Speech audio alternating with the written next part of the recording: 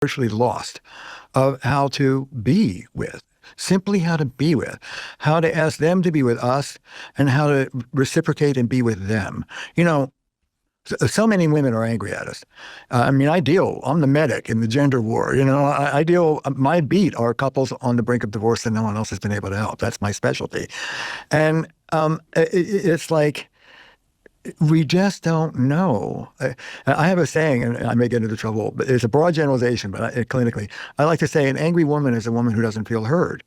And so many men are like, what is going on here? My marriage isn't that bad, but if you could just get her off my back, I don't understand what the problem is.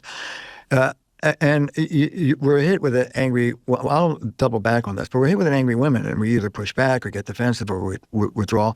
I have to lead men by the hand. Let me teach you something. Tell me why you're angry. Tell me what you would like. Let me give you, unless it's jumping off the bridge.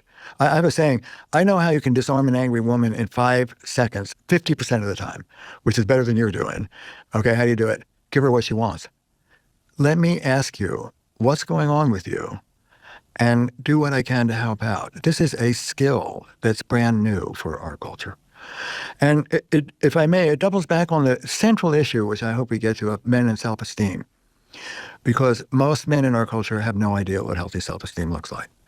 Well, self-esteem comes from the inside out.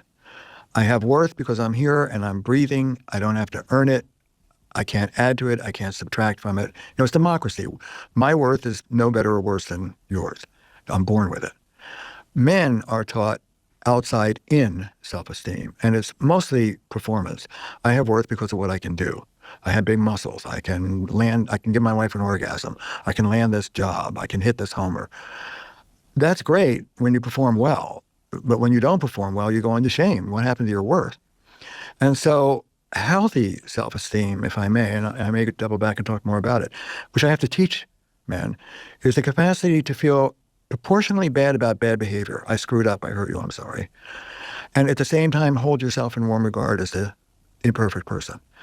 And what we do is we either don't feel bad about bad behavior, that's shameless, that's grandiose, that's sociopathic even.